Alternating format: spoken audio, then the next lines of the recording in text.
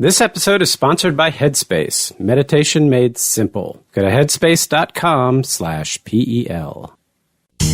Hey, this is your Partially Examined Life Nightcap. It's the New Year's Party Edition 2021. Recording this on, let's say it's New Year's Eve. It's actually the 17th of December for us, but hey, Happy New Year's, everybody. Happy New Year's. Happy New Year's. Should it be Happy New Year or Happy New Year's? That's today's question. Happy New Year, but it's the New Year's Happy New Year's Day. Possessive party, yes. I once looked this up and I can't remember the answer. It's not just plural. It's New Year. Well, yeah, it's apostrophe S. Yeah, that's not New Year's Day. Day Was implied, because yes. the day is possessed by the new year. But when you wish somebody a Happy New Great way Year, to start this. Go ahead, Mark. You leave the day off because you're saying it on New Year's Eve. So it's an abbreviation. So it doesn't make any sense. So you just trail it because you're on the border between two days, temporal stages. So you have to leave it indeterminate. New Year's Day, New Year's Eve. I think thanks to global warming and supply shortages, it's going to be Happy New Year. And we're all going to be running around with no garments. Let's hope that's not the case. I'm not sure that would be so happy. Except with strict qualification. They'd have to strict vetting of who gets to do that. There was some video actually in the Madison.com of the Madison nude bicycle race. And I realized, you know what? I'm just good with people wearing clothes. It was just fine with me. Are you guys the type that make New Year's resolutions? I don't make New Year's resolutions, but I do find that it's one of the occasions where I think about what I'm doing and taking stock. Give yourself a grade for the year? Something like that. This is a perfect segue for our agenda here. Yes, so this is what we're here to do. I mean, Dylan, you were answering the question. Do you want to start us on sort of where you're at in your intellectual journey at this moment? Maybe how that's been affected. We could be open to how this has been affected by personal and professional changes over the last year. Obviously, we have the pandemic and stuff like that. When I was thinking about this idea of taking stock is like usually where I'm at the New Year. New Year's and birthday is usually where it happens for me, which I'm sure is terribly conventional and cliche. For me, I just find myself decidedly middle-aged. You know, I'm not old, I'm not young, and I don't know what that means, but I know that I'm not old and I'm not young. And the thing that I wonder about is because I end up thinking about, you know, I got all these books about different kinds of versions of self-improvement, thinking about habits and health in different ways. And I wonder sometimes, is that because I'm decidedly middle-aged that it's that way? Or is it just that's that way for everybody? You know, it's just the media markets self-improvement for all different categories of life. And we are in different phases of that. But I am continuing to think about what habits I have and which ones I want to keep and which ones I want to get rid of. Is this the year? I know at some point you were always pretty fit, but like you changed your habits in some way that like it was noticeable that you slimmed down from your already slim self to a mere stick. Something. Was that in this last year? Was that a pandemic related thing? Yes, it was primarily within this past year. I used the pandemic as a instigator for me on this score, is that I decided that if I was going to get through the pandemic, you know, what seemed to be like it was going to be a long haul, I was going to need to sort of tend to my mental well-being. And one of the ways that I do that is tend to my physical well-being. So I more or less for the past 2 years have been working out like 6 days a week, probably averaging 4.5 days a week. I'm fitter than I was when I was 30 years old. So that feels great. You know, I like that. But I guess it goes hand in hand with the fact that my kids are all out of the house now. You know, that's been a transition in my life. And I mean, for Mark, that's, you know, more recent for you than it is for me. My kids have been out of the house for 3.5 years now. But just figuring out what that new normal is, I have new time to do stuff that I used to not have.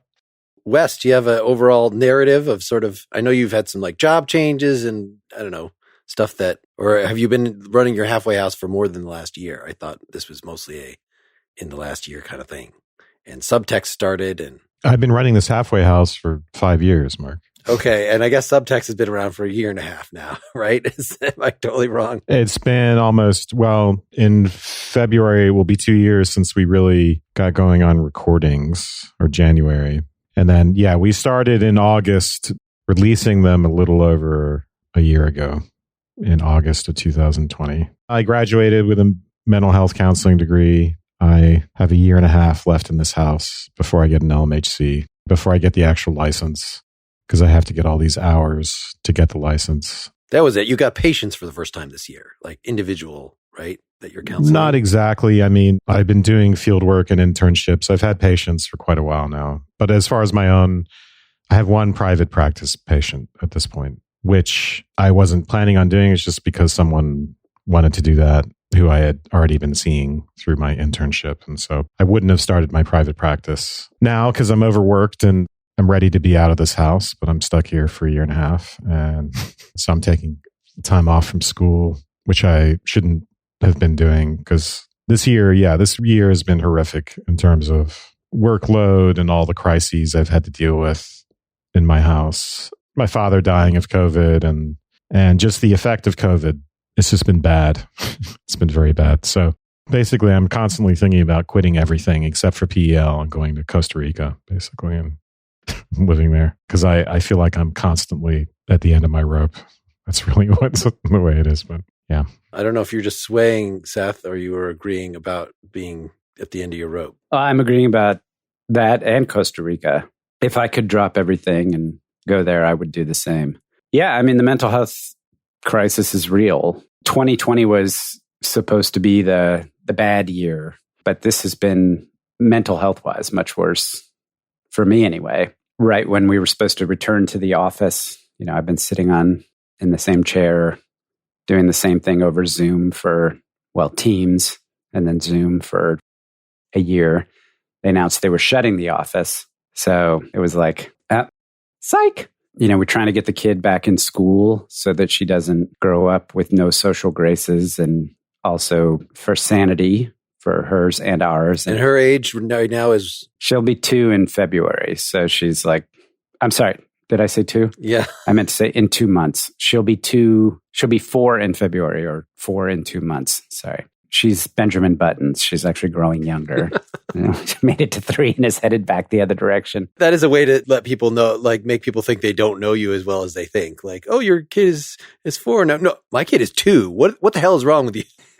Oh, she must be 5. She must be 5 now. Actually, she's 9. Like it's always. I should ask my dad, how old do you think I am? Do you remember exactly?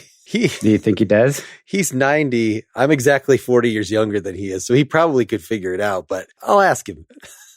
My dad he might not know. My mom would know, but she's getting to the point where she can't remember things as well as she used to.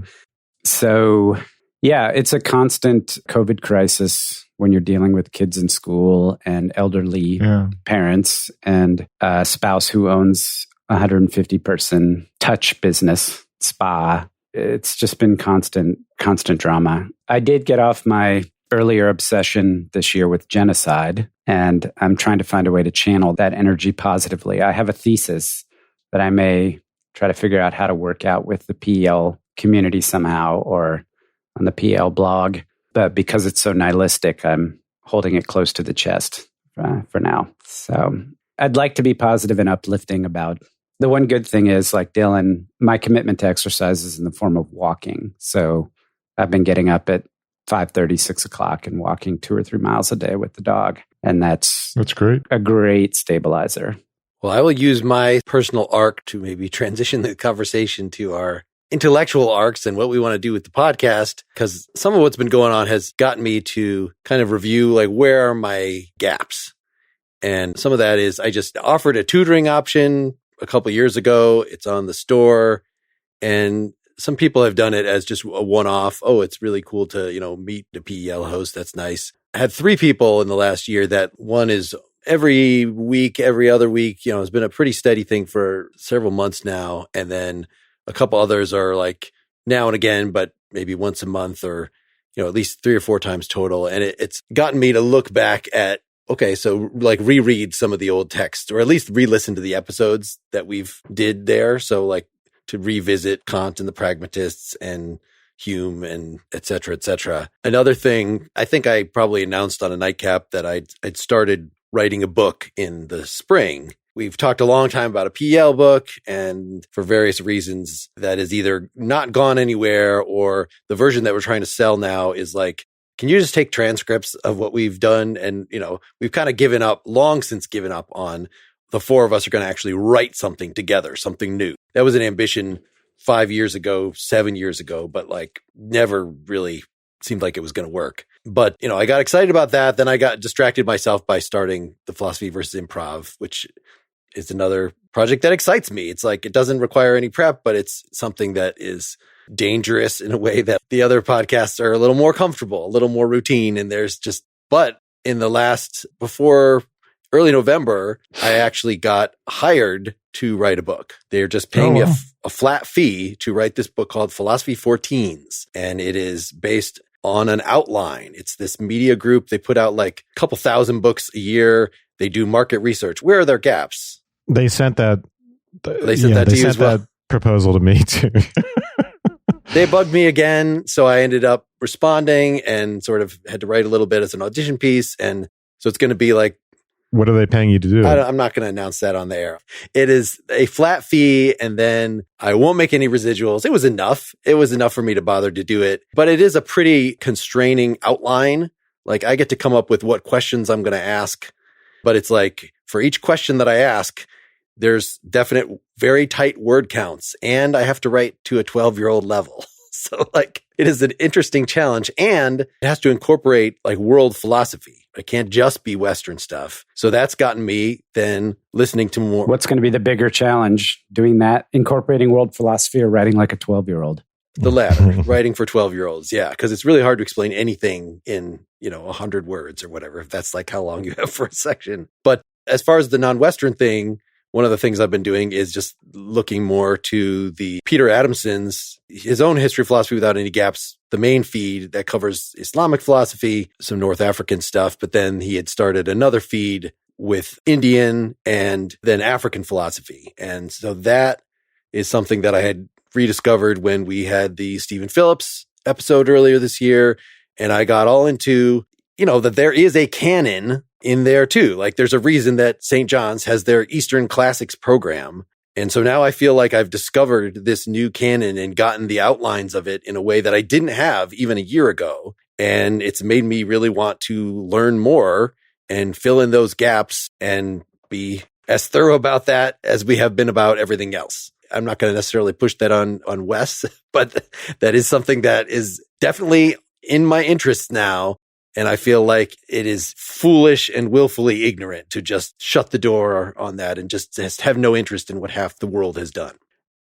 Is that a good transition into what do we want to do with this year with the podcast? It's a transition. I would be up for doing some more Eastern stuff, so I'm open to it for sure.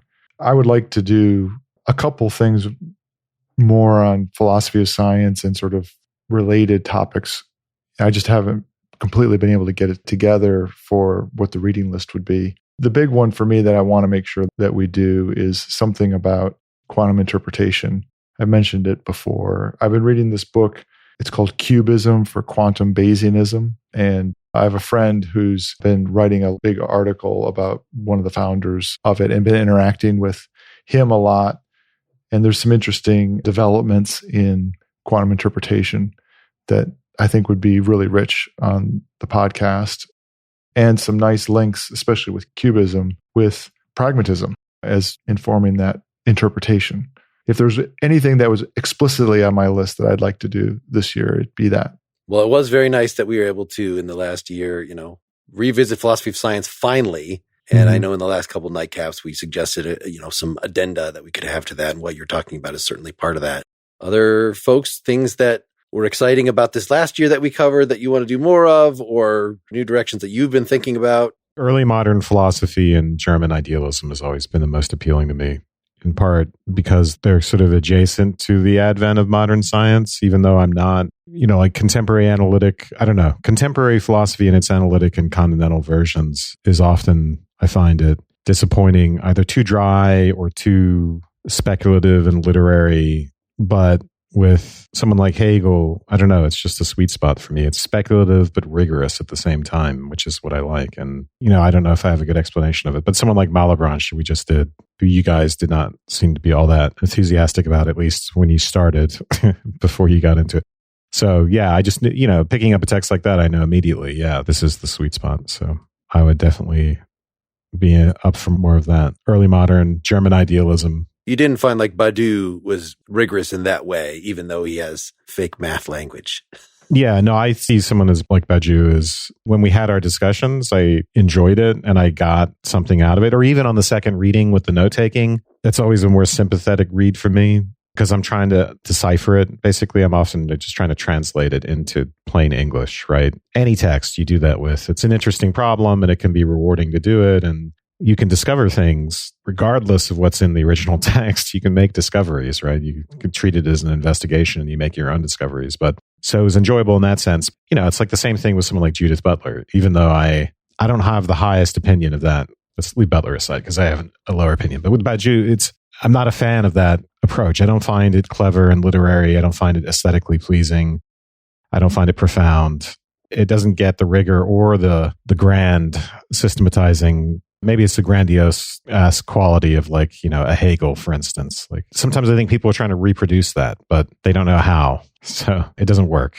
Do you feel like it's different if it's something that is in some sense part of the canon, part of history? Like for me, even though I personally don't really like reading Derrida, but I feel like that is somebody that was at some point canonized in a way that maybe Badiou and Judith Butler will be, but they're not quite old enough. In fact, he's pretty old himself, but just in terms of when they were famous, that I feel like there are characters like Derrida and Lyotard and Marcuse and stuff that like I'm more interested in doing them than a contemporary figure. And the only reason that I said yes to Badiou is because so many people assured me that, he is actually going to be regarded that way. It's just, I just am not on the cutting edge of things and I might not know that. But him and Deleuze, like they really are the real deal as far as people of today. I mean, I think we have to do them because they are big names and we should investigate. And even someone like Derrida, right, I'm highly prejudiced against and based on what I've read. And I think he's a charlatan. I even kind of feel the same way about Lacan. But even if they are charlatans, it's not to say that there aren't ideas that are important. And the other thing is, like, I always have to bracket that and say, all right, you're probably being intemperate. Since I am an intemperate person in general, I just assume that I'm being intemperate and closed-minded and that I could change my mind. So I reluctantly crack open the text. If I'm forced to do it by this podcast, that's not the worst thing. And then I can do a real evaluation instead of just act on my prejudices. I think I've figured out why Wes likes the era of philosophy that he does. So the beginning of philosophy, what we have is fragments. So from one half sentence, thousands of books of interpretation and meanings may be drawn. At the other end, in contemporary, we have people who do nothing but just vomit out in books and words and blogs and videos and webinars and TED Talks constantly. And you're trying to distill all of that nonsense into one useful, meaningful idea. And then somewhere during the period of German idealism, you had just the right amount of words with just the right amount of ideas coming out of them.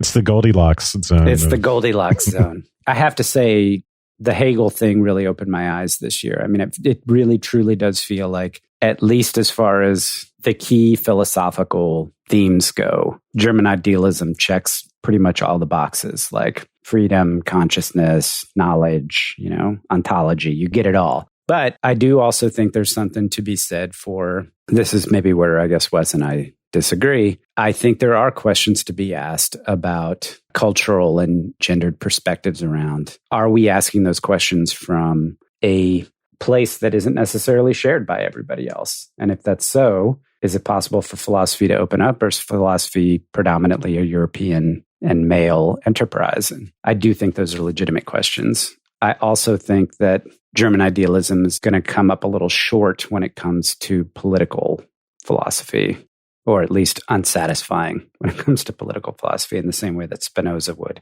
But I've had this book on my shelf for probably going on 30 years now. I told you about how my dog destroyed my peach copy of The Phenomenology of Spirit. But Suzanne Langer, Philosophy in a New Key, I don't even really know exactly what it's about. It's one of these things that's just kind of always preyed upon me. And I would like to see if we could find some time at some point to look into it. She was a student of Whitehead, but it's more about symbolism and semiotics and reason. So anyway, I would like to get to that at some point. Dylan, have you gotten to the point where you have any strong feelings about contemporary continental philosophy? Do you feel more comfortable at all in the area now that we've done several readings rather than like, I just have no idea who you always have a disclaimer at the beginning of those episodes that like, I wasn't aware that this was even a person. And now I do. I do have those. So like, yeah, Baju, and it was an example of someone I'd never heard of. My undergraduate education had a strong streak of postmodernism in it. And so I had read some bit of Derrida. And so I find it okay. I find myself often not having a lot of patience for it. Like when I read the Baju, his sort of popular book, it was interesting without being hard. And so I was like, okay, that's fine. And then when we read the articles where he would just go on these tears, I don't know, I just found it less compelling and interesting. I try to take Wes as my inspiration and read with a charitable mind. Olive Branch is a perfect example where I found myself much more charitable when I started getting into it. I do find myself having to be more decisive about forcing myself to engage with varieties of things and not just want to stick with things I'm interested in. And that's probably part of being middle-aged. But Wes was saying, early modernism and German idealism is a sweet spot for him. And one way I would take that is that he likes thinking about the things. He likes the presentation. He finds the resonance and the take on the ambiguities and the nuance and the challenges in both the ways in which the questions are engaged as well as the direction of the answers, all enlivening and in the right mix. And I agree with Seth. I was surprised when I was going through the Hegel, how much that I liked it in ways that I didn't expect. But if I'm honest with myself, it's because of how much of it points towards emergence and pragmatism. And even though it seems maybe weird to think of, maybe it's weird to think of pragmatism and idealism having a lot in common, but maybe they have a lot in common. Yeah, they do. Yeah. So maybe my lack of patience has to do with wanting to think about things that involve, for me, understanding and thinking about how we figure things out. And that's one thing that I thought that I liked about Hegel. Hegel was a lot in the stuff that we read. I liked how it was about not just thinking about how we figure things out. And I have patience for metaphysics that engages that, but not just for the metaphysics that feels like it's for metaphysics' sake. I'll put it that way.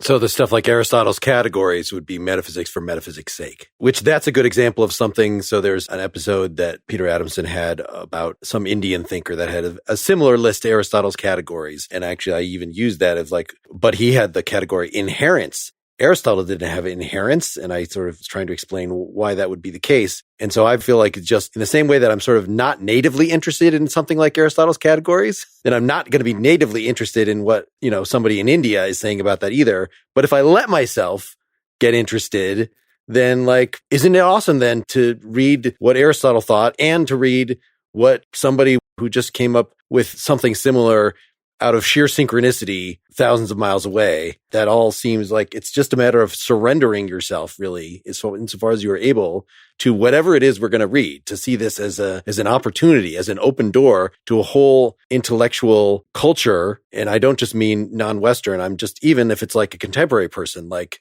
what are the contemporary debates? Let's take a moment to hear from some of our sponsors. Donating money to help people can be a wonderful and selfless act. But how can you feel confident that your donations are improving or saving lives effectively? You could do weeks of research to find the charities that are out there, what programs they run, how effective those programs are, and how the charity might use your money. Or you could visit GiveWell.org. There you'll get a short, vetted list of the best charities they've found for saving and improving lives per dollar. GiveWell spends over 20,000 hours each year researching charitable organizations and only recommends a few of the highest impact, evidence-backed charities they've found. Over 50,000 donors have used GiveWell to donate more than $750 million. Rigorous evidence suggests that these donations will save tens of thousands of lives and improve the lives of millions more. And here's the best part. GiveWell is free. GiveWell wants to empower as many donors as possible to make informed decisions about their donations. They publish all of their research and recommendations on their site for free. No sign-up required. They allocate your tax-deductible donation to the charity you choose without taking a cut. I give to the Maximum Impact Fund at GiveWell. I like the approach of maximizing the impact of my donation and targeting it to where it can do the most good. Go to givewell.org to read more about their research or to donate to any of their recommended charities. Again, that's givewell.org, and enter Partially Examined Life at checkout so they know that we sent you. Ever feel like your mind doesn't have an off switch? That tension is constantly traveling through your body? Do you feel tired no matter how much you sleep? These are just a few of the many ways stress, anxiety, and sleeplessness can harm your mind and body. This year, why not make small changes to your daily routine that have a big influence on your mental health and well-being? Start your year with Headspace. Headspace is scientifically proven to help you manage your feelings and your mental health. In fact, a recent study proved in just 2 weeks, Headspace can reduce your stress by 14%. Whether you want to relieve stress and anxiety, sleep better, or improve your focus, Headspace is your everyday dose of mindfulness for real life. I use Headspace daily and situationally to help manage anxiety and stress, and I like their curated content for special occasions. On New Year's Day, Headspace presented me with Naming Grief in a Year of Loss by Dr. Ajita Robinson. Her explication of the symbolic losses of 2020 and guidance for how to name and process them was helpful for me to meditate on my experience of the past year and start clean in this one. However you're feeling, try Headspace at headspace.com/PEL and get 1 month free of their entire mindfulness library. This is the best Headspace offer available, so go to headspace.com/PEL today. Headspace.com/PEL. St. John's College is the nation's great books college, where students explore 3,000 years of human thought. Together, students discuss, analyze, and grapple with the most difficult questions about our lives and world. St. John's College offers the flexibility of both online and on-campus options at their campuses in Santa Fe, New Mexico, and Annapolis, Maryland. The Graduate Institute is a home for students seeking a lifelong commitment to thoughtful, collaborative inquiry into fundamental human questions. From Aristotle to Aquinas, Wordsworth to Woolf, Herodotus to Hegel, students pursuing the Master of Arts in liberal arts explore some of history's most influential writers and thinkers. The interdisciplinary degree includes 5 segments: literature, mathematics and natural sciences, philosophy and theology, politics and society, and history. On the Santa Fe campus, students pursuing the Master of Arts in Eastern Classics examine the great books of India, China, and Japan in an Asian studies program that delves both deep and wide into the richness of these traditions. Come join this vibrant community of learners from all walks of life. Learn more about our undergraduate and graduate programs, including online options at sjc.edu/PEL. So, that's another thing. Are we going to try to keep having guests and talk about their current books? That this was something that whenever this comes up recently, Wes has voted against because why wouldn't we want to just cover a classic? And I totally see that. But I also see when we had the St. John's guy that came about natural kinds. Stuart Humphrey. Or as some like to call him, God. That's what we called him in school. That was a glimpse into a whole sort of debate that I just didn't know anything about and I still don't feel comfortable with. But that is a nice thing to do at least twice a year to open ourselves up to that kind of what is contemporary philosophy actually doing? They're not studying Malebranche. We're doing nothing but good things in taking in more of the history of philosophy like Malebranche, like Avicenna, like whatever to inform how we're going to understand these modern people. But it still is not the same as getting an idea into what a professor has to sift through in current journals on a regular basis. So I don't mind doing, if it's a really good, and not just for the public, right? If it's not just a popularization, then it's an actual work of philosophy that we think is probably good, even if it's contemporary, I'm all for that. And then the question is, do we want to treat that as an interview, have them on to talk about the work that they happen to be popularizing, that they happen to be doing a press junket for right now, so that they expect to be interviewed? Yeah, so I guess there's a few different issues there, but I'm a little wary of just having people on for interviews. I don't think it works very well for press junkets, and then not interested in popularizations or something that's just very obviously very political. So that's my view on that. We could do it without having them on as a guest too. Yeah, like what we do with Bud U. We didn't really consider seriously inviting him. I don't know, Seth, are you hearing from the people or from your own explorations, like stuff that's currently going on? Okay, that's a shaking of the head.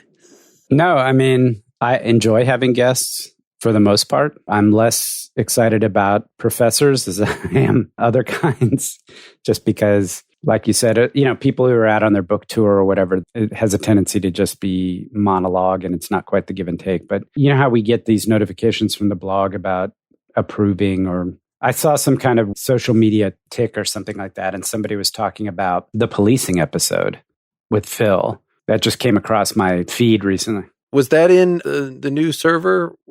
Discord? Yeah, maybe it was. Maybe that's where it was. Yeah. Discord. Yes. I was just looking through that today. Yeah, we should remind people now that for all supporters, we have a Discord server. So this is yet another reason to sign up to support us if you don't already do so, besides getting these nightcaps on a regular basis. Yeah, that is another place to reach out to us. My point is that having a subject matter expert on who isn't a professor, doesn't have an axe to grind, kind of fits well with our vibe, I think is fun because you learn a lot. But of course, it's very hard to know in advance what the person's going to be like. And I don't have any great desire to have Beju on. I don't need to get to know the guy or have the experience. Zizek or any of those other. Part of me wants to have Zizek on. He didn't respond to me when I followed up with him, so. Just so I can see up close and personal. I want the experience, so to speak. I wish I could have been on stage somewhere or seen him. Did you like being interrupted? And guess you have experience with that with me, but. Oh, yeah. No, I'm sure I wouldn't even bother talking. I just would want to see the gesticulations and the spittle up close and personal. But I mean, if that's the criteria, then can we have Kate Beckinsale or Kristen Bell or somebody like that on? That would be a preference of mine. Have more celebrities back on. We haven't even tried that in quite a long time. Is she a fan? I guess now that I have pretty much Pop, that I try to get, and even for that, I haven't tried too hard to get celebrities for that, but that's where I would put them. Actually, as a mean joke, I don't know if it's a mean joke yet or it's a nice thing, but if we don't want these contemporary people pumping their books on this podcast, I started offering them guest spots on Philosophy versus Improv. And if they're willing to go through that nonsense that we do on that show, then they're cool. And they really, you can hear Jenny Hansen that we've had on this show was our first professor guest on that. And she did great. It was a delight. And we've had since then a guy named T. Nguyen, who will be a guest with us for John Dewey on Art as Experience. Eventually, whenever we get around to doing that book, he's the guy that I long tagged for that. He has written a book on philosophy and video games, but has never insisted about talking about that book on anyway.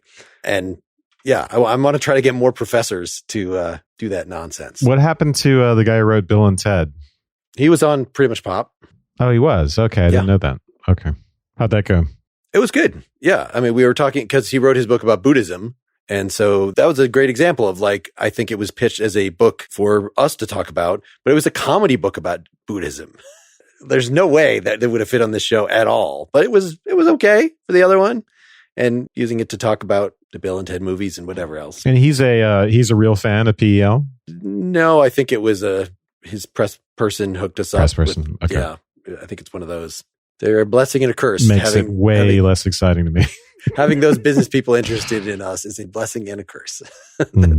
I put it all in the category of what makes for a good guest. So the problem of being a public philosopher, a public intellectual, and bringing them on to talk about a book, I think Wes is right. It sort of sets them up for failure, even on the terms of our podcast, because it just makes it hard to have a conversation that isn't really us asking them about things they thought about in their book and them responding, and become a kind of Q&A. And that's a perfectly respectable format. It's just not the one that we like. We're looking to have a conversation. So those occasions, I think, can be more successful if we end up talking about some third thing that maybe is resonant with whatever they're doing, but is the thing we're focused on in the conversation rather than them in their book. And similarly with celebrity guests, the bottom line there is we're looking to have somebody engage with us and with some text and have a give and take, interleaved conversation about it. And that means that they're capable of having a conversation that involves, give and take and listening and contributing their own part and having their role in it, not dominating, but also not disappearing. And also needs them to be in a position where they have some interesting things to say about it. And I think you can have that with celebrity guests. I think it's totally possible. I just think the question is how you find the ones that hit that sweet spot. That's the biggest problem. Yeah. It feels like also for all the year-end conversations that we've had, I don't know when we started doing them before we had Nightcaps, we have the same conversation every year. How did the guests go? What makes a good guest? Should we have guests? Yeah, sure. So I imagine that things will be more or less the same as they always have been next year, unless somebody cares to assert their will, impose their will upon the group. I'm feeling less, since I have these other outlets now within the podcast network, less likely to use this as a way to experiment and meet new people and get into area. There's enough unquestionably legitimate philosophy to cover. I don't know, man. I think we're pretty much done. I do. Yeah, Wes, you mentioned the areas you're particularly attracted to, and Dylan mentioned pragmatism in particular. It's surprising how little attention we've given to pragmatism over the years, that we had a couple of initial episodes on it. We eventually did a little Rorty, but for something that is such a major force, we've really given surprise.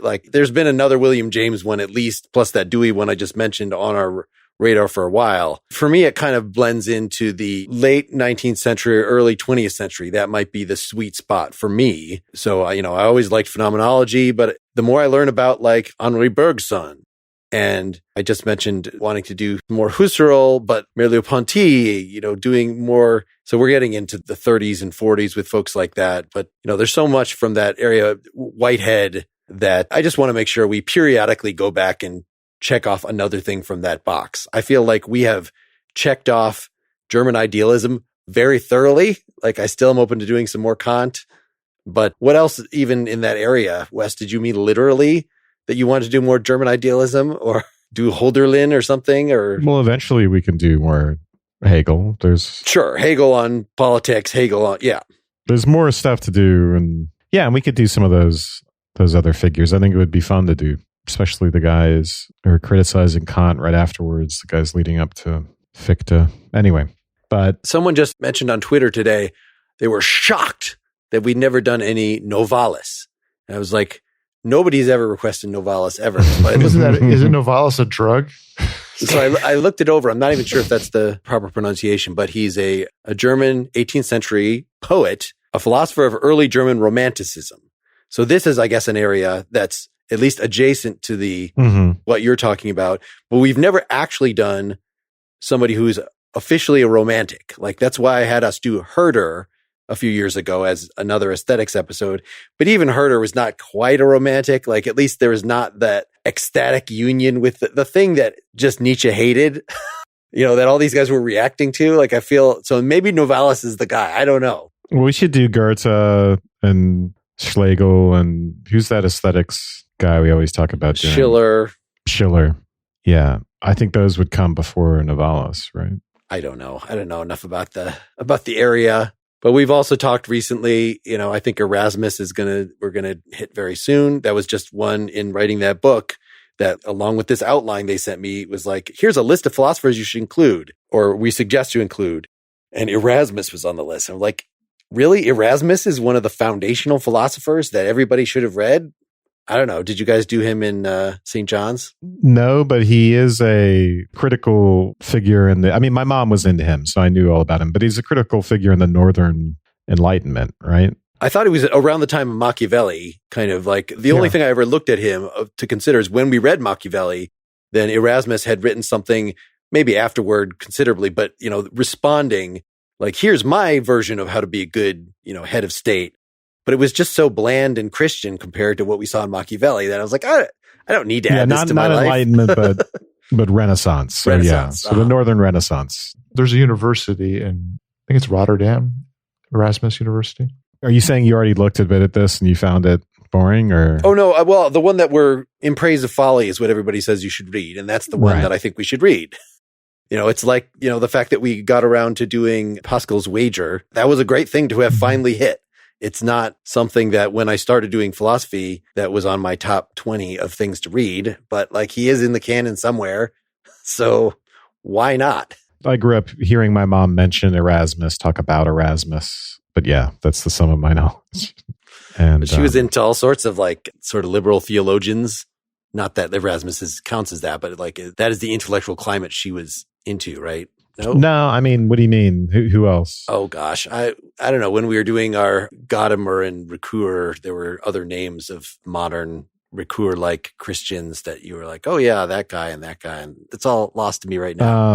I don't remember that, but my mom, she got a master's degree in Irish literature in Dublin, which is why she took us there. She took us to England when I was a kid and then to Ireland. And so Samuel Beckett was the person she wrote her master's thesis on, who's like, I don't know, how do you classify him? Absurdist or anyway, very avant-garde experimental playwright, very hard to read. And then she tried to get a PhD in English while subjecting me and my little sister to terrible poverty doing that, and then finally gave up. So all of my interest came from her. Like I was surrounded by books, Plato this, Plato that, to the point where we'd get in these massive, when I was old enough to finally read Plato and like talk to her about it, we'd just get in these massive arguments. Like when I was a teenager, that's what I'd get in fights with my mom about, like yelling matches about Plato and other stuff like that. So that's an example of, she had her hobby horses, people she would mention all the time. And Erasmus, for some reason, was one of them. Seth, is there some area that really you find that where your heart lies that you would love us to spend more time in or circle back to? I mean, I know you've expressed interest whenever we do like a specifically Jewish philosopher, which there have only been like a few of them, the Buber and stuff, and Spinoza and Maimonides, but I didn't know if that was like an area that you were, you felt like we'd underserved. So, yeah, I mean, Spinoza doesn't really count as Jewish as far as philosophy goes. Sure. It's not that there are Jewish philosophers that interest me so much as I'm interested in the Jewish way of thinking with respect to what is known as rabbinical or biblical interpretation and how that cashes out in terms of theology and philosophy versus the Western way, but I guess mainstream Western way. I probably would have said phenomenology a long time ago when we first started this podcast. I feel like I could probably never get tired of doing aesthetics, which is a complete reversal for me because it was never an area of interest to me before, but now I find it much more interesting. I still am not 100% sure that we've given process philosophy a fair shake, but it's not like that's an area. That's just a dude, right? Well, I think Bergson, who's actually fun to read. So going back to him for another swipe. Unlike Whitehead. And Whitehead, who is not so fun to read. Not fun to read. At all. And Bergson was kind of a polymath too, right? I mean, didn't he write pretty widely and do lots of different things? I don't remember. I mean, my overall impression is that he was like William James, in that, yeah, there's some super competence and smarts there, but also a breeziness about the style, about the whole presentation, a popularization, something, they had groupies that makes it a little less fancy than reading Whitehead. We should do more existentialism as well. That's an interest you and I share, Mark, right? It is, but I feel like because we both share that, we did a lot of it pretty early. And so I don't like, what in particular are we missing? I don't know. I don't have anything off the top of my head, but there's a million things that we're missing. Sure. It's an endless number of books. Well, actually, somebody just requested, actually one of the guys I tutor said, you should do some Miguel de Unamuno. So he's a Christian existentialist that we've never hit. So there are streams within that. There are distinct figures in that it's not just a matter of reading more Sartre. What about doing another novel or two? Yeah, we should. Even an existential novel. Maybe we could hit two birds with one stone. I'll tell you what. Why don't we do Ulysses? Didn't I just see something about, somebody, they pitched us a new illustrated version of it. I think, like, do you guys want to cover the new illustrated version of Ulysses? And I think it was like a really elaborate, and I think I asked you guys, do you want free copies of that? Like, so maybe we should. How did I miss that? Adding pictures to that book might make it better, might make it more. Have you tried to read it?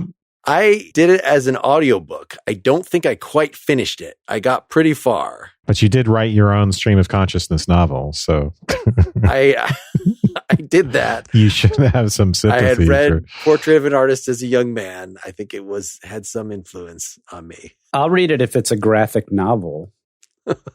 Well, and there was another thing we had. They even sent us. I have on my shelf Moby Dick. I don't know if it's Moby Dick and philosophy, but I think one of our fans like wrote a whole book about Moby Dick as philosophy. And so we talked for a while. That's another one. I tried to listen to that as an audiobook. I never actually finished it. It is so long, but I got at least halfway in. I read that book, actually. It's a short one, right? That old Moby Dick. That's just a short one. No, Moby Dick is Moby philosophy. Dick is philosophy. I think I talked to the author at some point. I think the author had gotten in touch with me. It's short. It's good. It's interesting. You saying you didn't get through it? No, it was the book Moby Dick. I've never gotten through it. Oh. Did you long since read that? I think that would definitely, that's like a perfect fit for us in a way. I'd do Moby Dick. Well, it's not a perfect fit as far as reading something in 2 weeks. So that has been the thing with novels, is that like with Dostoevsky, it was fine, but we had to pick it 5 months before we were actually going to do it. So if you guys like this idea, then we have now picked it. I don't know, Seth, do you agree to reading Moby Dick or listening to the audiobook? Don't put me on the spot. Okay. I'm open to the idea, but I'm not going to agree on this in this format. I got to take a look and see. It's not the type of fiction I'm really super excited about reading right now, but it's like we might as well.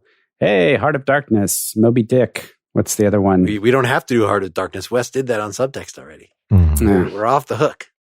Not two for Heart of Darkness, then Apocalypse Now. Yeah. How about Demons? Dostoevsky, I think. So there's something. More Russians? Or I don't want to sign up to read like an entire novel by Dostoevsky or Tolstoy, but it kind of feels like that's something like that really should be done, like almost, and much more so. The audiobook of that is only 93 hours long, something like that. Moby Dick is an explicitly philosophical novel. If what you're saying, are you talking about philosophical content wise, or?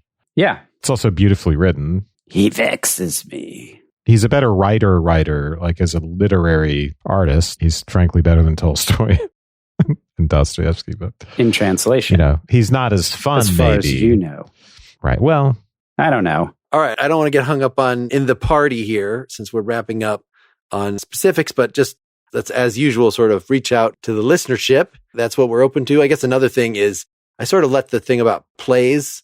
Those audio plays were very fun. And now we even know more people that we could do them with. I wasn't sure what the next philosophical play to do. I don't want to do freaking Shakespeare. We have now, reading all of King Lear as an out loud, too much to face up to the pressure of people actually performing that well and how many versions of that are available. But I don't know. I feel like we did enough ancient. What about like Iceman Cometh or something like that, or Death of a Salesman, or any of those type of things? I do not know. We'll keep it open, and we want to, so I guess I want to leave you guys with the challenge to add both of Peter Adamson's feeds to your podcast app and browse around. They're very short. You can listen to them at double speed probably and get everything that you need, because he talks really slowly, and just use that as a very low cost way to check out, do I want to hear what these medieval or pre-Socratic or ancient Indian thinkers think on this thing? Like, if I'm not the only one coming in with some of these interests, that would help.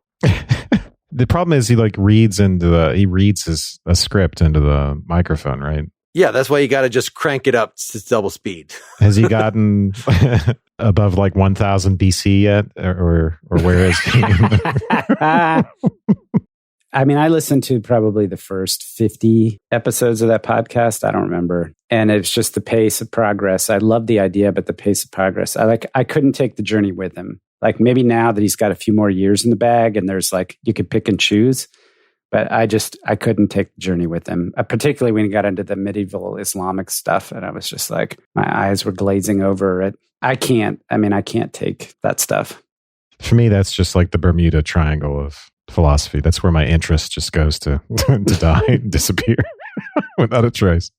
All right. Well, I don't feel bad about this because I've praised Peter. We've had him on the show, and he won't listen to our show either. So if you guys won't listen to his show, that's fine. This is not a criticism. It's a preference, not a criticism. I think his project's great. I don't want to be on the journey with him. I love the fact that he's creating a resource that I can use, but I don't want to take the journey with him. One distinction that listening to that has made clear to me is the distinction between actual philosophical traditions, written philosophy like in India and China versus ethno-philosophy, which is like what we did for our Native American philosophy episode that some people didn't like that we did that because it was like, okay, this is largely an oral culture.